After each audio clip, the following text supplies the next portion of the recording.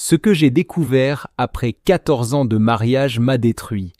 Je suis un homme de 38 ans, marié à ma femme, 35 ans, depuis 14 ans. Nous avons 3 enfants merveilleux ensemble. Mais malgré tout ce que nous avons construit, je me demande aujourd'hui si divorcer n'est pas la seule option qui me reste.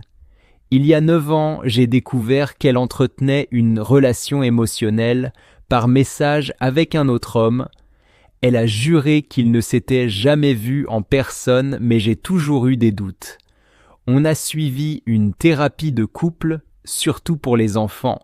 Je me suis remis en question, j'ai reconnu mes torts et on a avancé. Du moins, je le croyais.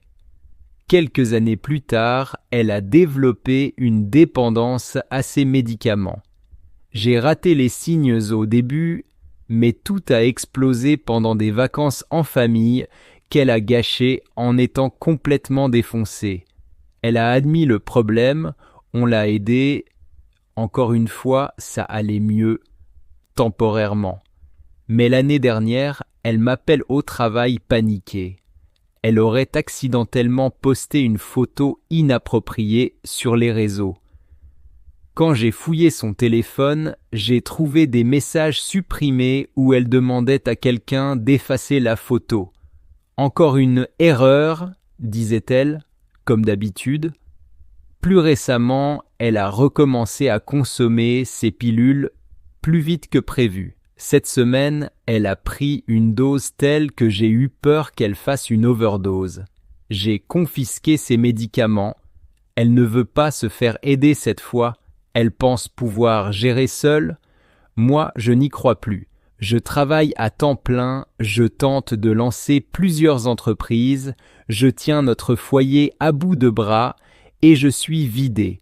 Je l'aime encore, mais cette confiance brisée, son addiction, ses secrets, son désintérêt, je ne sais plus si je peux continuer. Je ne veux pas briser notre famille, mais rester ainsi, est-ce vraiment mieux pour nos enfants ? Je ne pensais pas la tromper, jusqu'à ce qu'elle lise mes messages. Je me sens complètement brisé, j'ai foiré. Je n'ai jamais pensé que ce que je faisais pouvait être vu comme une infidélité, mais aujourd'hui je réalise à quel point j'avais tort. Depuis 1 an, j'échange régulièrement avec une collègue sur une application de messagerie. Ce n'était rien de sexuel ou de romantique, juste des banalités. Comment tu vas ? Voilà ce que j'ai fait aujourd'hui. Ou encore, regarde ça, c'est intéressant.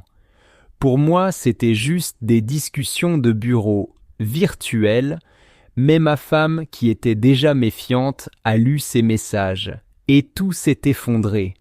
Elle m'a dit qu'elle ne supporte pas que je partage autant de détails de notre vie avec une autre femme. Même s'il n'y avait rien de compromettant, j'ai créé une connexion avec quelqu'un d'autre, alors que notre couple souffrait déjà de disputes et d'un manque de communication. Elle ne me regarde même plus et je comprends parfaitement pourquoi. Je suis anéanti. Je n'ai jamais voulu lui faire du mal, mais je l'ai fait. Je me rends compte maintenant à quel point c'était déplacé, même sans intention malveillante. Le pire, c'est que je n'ai même pas pensé à effacer ces messages. Je ne pensais pas avoir quelque chose à cacher, mais le mal est fait. On a parlé. Elle est furieuse. Elle m'a donné un ultimatum. Soit on trouve une thérapie de couple et on avance, soit on entame une séparation. Je suis prêt à tout pour réparer ce que j'ai détruit. Je ne sais pas comment on va s'en sortir, mais je veux me battre pour notre relation. Elle disait que j'étais l'homme de sa vie, mais elle couchait avec son cousin. Pendant 6 mois, j'ai cru avoir enfin trouvé quelqu'un qui m'aimait sincèrement. Je suis un homme de 22 ans et pendant notre relation, j'ai tout donné à cette fille. Sa famille et ses amis ne cessaient de lui dire à quel point elle avait de la chance de m'avoir. Pour la première fois, je me sentais accepté. Puis, tout s'est effondré. 3 mois après le début de notre histoire, nous étions chez son amie pendant qu'elle se faisait faire les ongles. Elle me laisse son téléphone et là, une notification Snapchat arrive envoyée par un inconnu. Curieux mais pas parano, j'ouvre et je découvre qu'elle joue à un jeu de rôle sexuel avec ce type et qu'elle lui a même envoyé une vidéo intime de nous deux. Une vidéo que je ne voulais même pas faire, mais qu'elle avait insisté pour filmer. J'ai tout découvert, des nudes, des sextos, des semaines d'infidélité. Et pourtant, j'ai été stupide, je l'ai reprise. Elle m'a supplié, m'a dit qu'elle allait changer, que c'était terminé. Et pendant 3 mois, tout semblait parfait. Elle me disait que j'étais l'homme de sa vie, qu'elle voulait se marier, avoir des enfants avec moi. On s'aimait, ou du moins je le croyais. Mais un soir, alors qu'elle dormait dans mes bras, j'ai eu un pressentiment. Je prends son téléphone, Snapchat, rien, mais dans Messenger, elle envoyait des vidéos à son ex, celui qu'elle disait détester plus que tout. Des appels vidéo, des nudes, et toujours cette phrase qui me déchirait « Je suis chez mon copain ». Elle savait que c'était mal, mais elle le faisait quand même. On s'est séparés, et là, elle m'a dit que l'autre mec était son cousin. Oui, son cousin, celui que j'avais rencontré à Noël. Et ce n'est pas tout. Le gars qu'elle voulait que je prenne comme ami, ils couchaient ensemble depuis des années. Pareil pour un autre ami qu'elle m'a présenté. 1 semaine après notre rupture, elle me supplie de revenir. Elle pleure, dit qu'elle veut une autre chance, sauf qu'elle couche avec ce fameux mec le soir même où elle me suppliait de revenir. Dernièrement, elle m'a encore recontacté. Un long message d'excuses parfaitement bien rédigé, alors qu'elle écrit normalement comme une ado. 1 minute après, elle est revenue à ses vieux messages simples et sans âme. J'ai bloqué tous ses comptes. Elle continue d'en créer de nouveaux. Aujourd'hui, je ne veux plus d'elle dans ma vie. Je reprends le contrôle. Je me suis réinscrit à la salle de sport. Je mange mieux. La semaine prochaine, je m'inscris dans un club de MMA. Un rêve que j'ai depuis le collège. Cette fille m'a brisé, mais je me reconstruis, et cette fois, pour moi. Ma mère a choisi un pédophile fraîchement sorti de prison au lieu de ses propres enfants.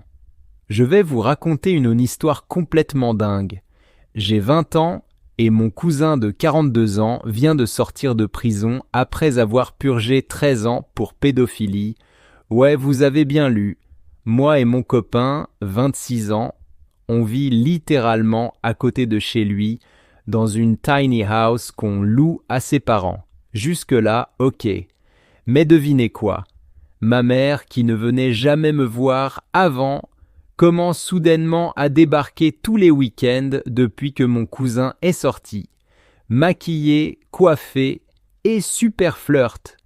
J'ai trouvé ça louche, mais je n'ai rien dit à mon père sur le moment, car je n'avais pas de preuves.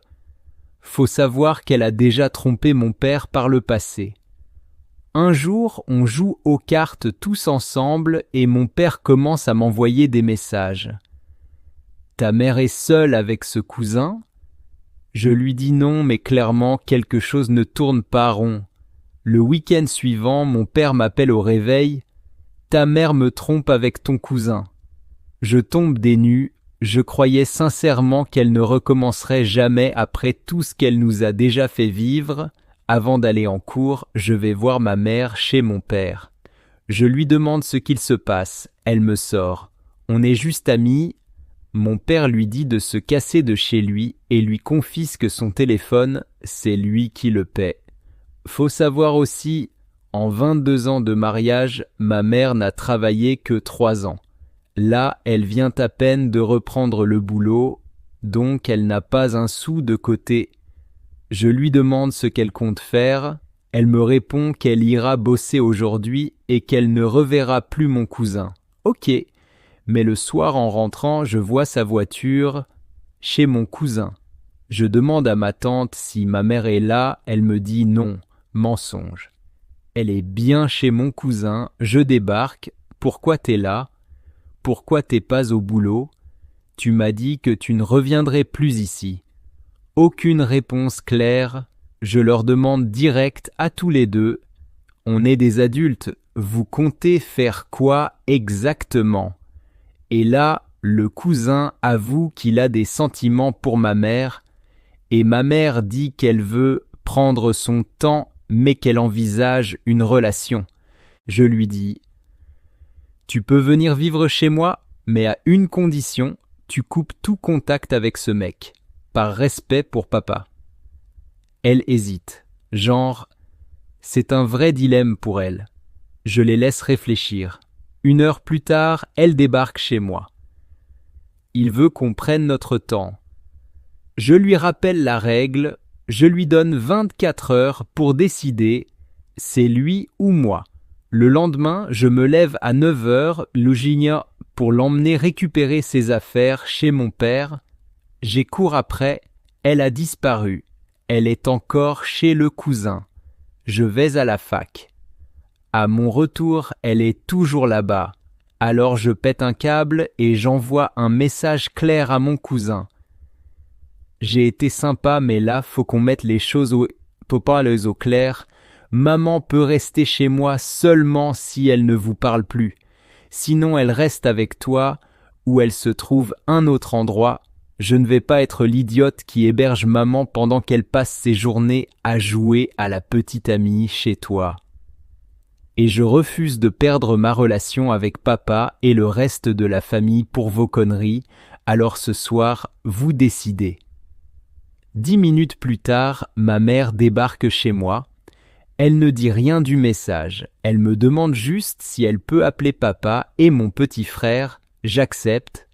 Elle reste 3h30 au téléphone avec mon père. Le lendemain, on va chercher ses vêtements chez lui. Et là, elle le convainc de la laisser revenir. Elle dit qu'elle n'a pas les moyens de payer $300 par mois chez moi, alors qu'elle a un boulot, et qu'elle allait dormir dans sa voiture. 2 jours plus tard, ils couchent ensemble. Mon père veut retenter, mais devine quoi?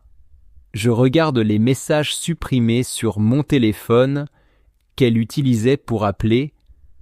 Pendant qu'elle parlait à mon père et mon frère, elle envoyait des SMS enflammés à mon cousin. Je veux être avec toi, je pense à toi sans arrêt, etc.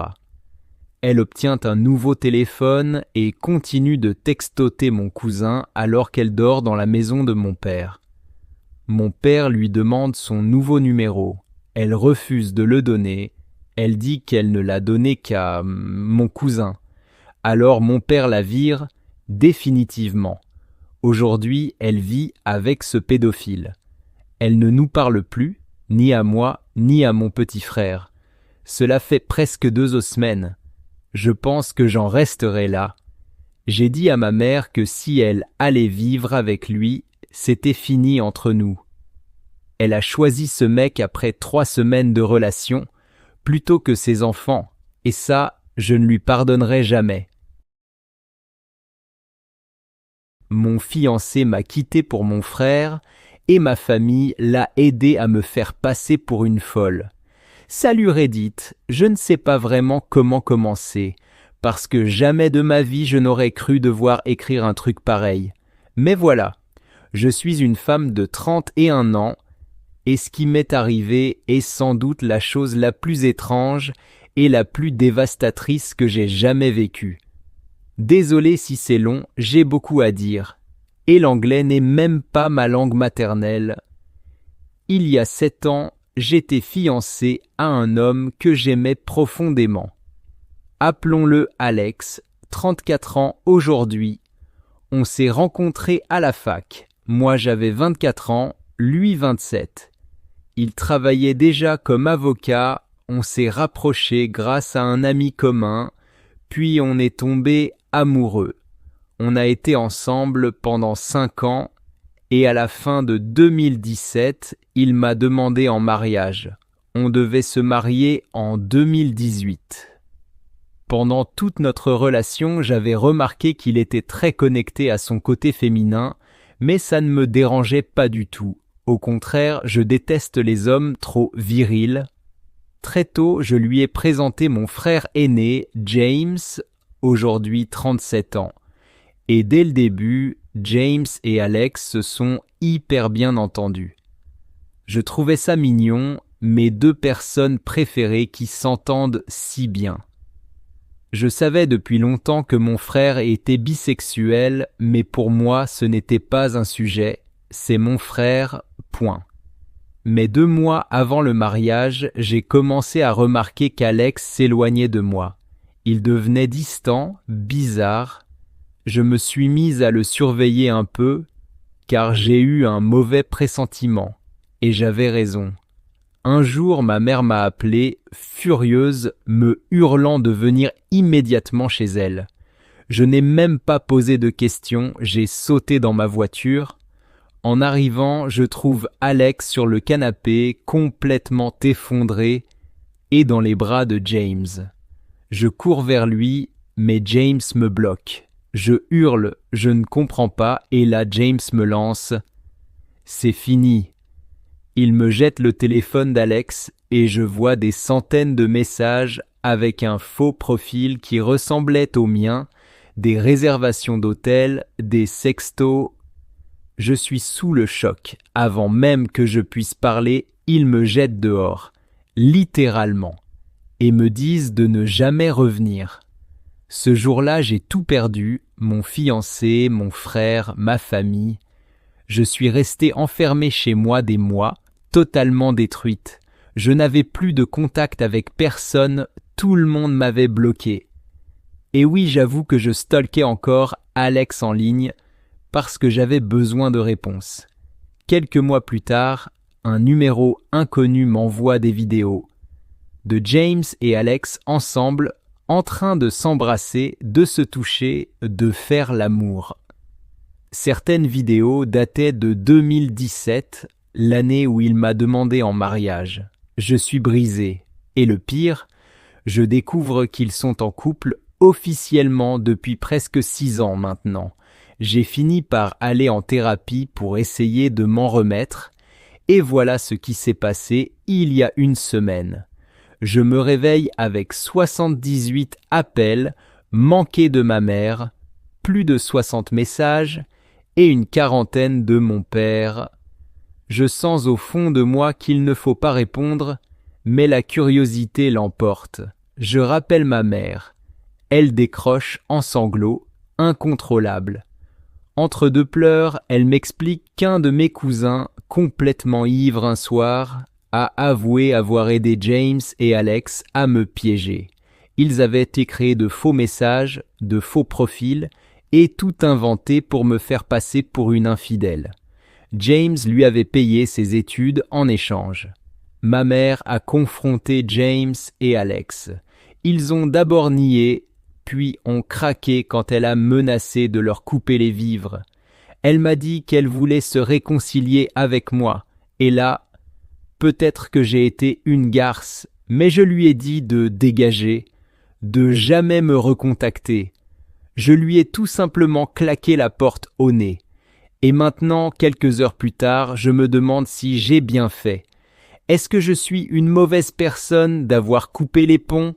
Est-ce que je suis trop dur? Merci d'avoir lu jusqu'au bout. Tous les conseils sont les bienvenus. Ma mère a détruit mon mariage. Pas pour de l'argent, pour du sexe. Je ne sais même pas par où commencer. Moi, 25F, je ne comprends toujours pas à quel moment tout a dérapé aussi salement. Ou peut-être que j'ai juste fermé les yeux trop longtemps. Avec Dima, 30 millions, on était ensemble depuis presque 4 ans.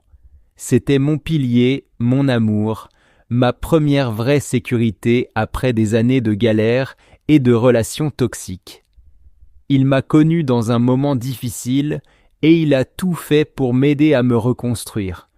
On habitait dans une petite maison qu'on louait pas cher, juste à côté de chez ma mère. Elle, 47F. Elle était souvent là, toujours gentille avec lui, peut-être même trop. Je pensais qu'elle venait juste nous aider. Elle disait que ça la rassurait de voir sa fille heureuse. Mais à force, j'ai commencé à remarquer des choses bizarres. Des regards, des sourires, une façon de s'habiller un peu différente. Au début, je me suis dit que c'était moi qui devenais parano, mais un jour, je suis rentré plus tôt du travail, et là, silence dans la maison. J'appelle, personne ne répond. Je monte et je les trouve ensemble. Ma mère, mon mec, nus, dans mon lit. Je suis resté paralysé. Je pensais que j'allais hurler, pleurer, tout casser. Mais j'étais vide. Elle s'est levée, même pas gênée, et elle m'a dit « Tu méritais mieux que lui, de toute façon. » J'ai fait mes valises et je suis parti chez une amie. Il m'a envoyé des messages pendant 2 jours, des excuses bidons, puis plus rien. Elle m'a bloqué partout, mais ce n'est pas tout. Ce que j'ai découvert ensuite m'a complètement retourné. Une de mes cousines, complètement bourrée à un anniversaire de famille, m'a dit que ce n'était pas la première fois, que ma mère avait déjà eu des histoires avec des ex à moi, mais que cette fois-ci, elle voulait le garder. Elle avait commencé à lui faire des avances dès le début de notre relation, mais il refusait, jusqu'à ce qu'on traverse une petite crise l'année dernière. Ils ont couché ensemble une première fois pendant que je rendais visite à mon père à la campagne. Puis elle a trouvé toutes les excuses pour revenir chez nous. Elle m'a détruite de l'intérieur pendant des mois, sans que je comprenne pourquoi je me sentais aussi mal dans mon couple. Et le pire dans tout ça, c'est qu'aujourd'hui, ils vivent ensemble. Ma mère s'affiche avec lui comme si de rien n'était, et toute la famille commence à s'y faire, à accepter. Je suis devenue la folle qui a tout gâché, celle qui ne veut pas avancer.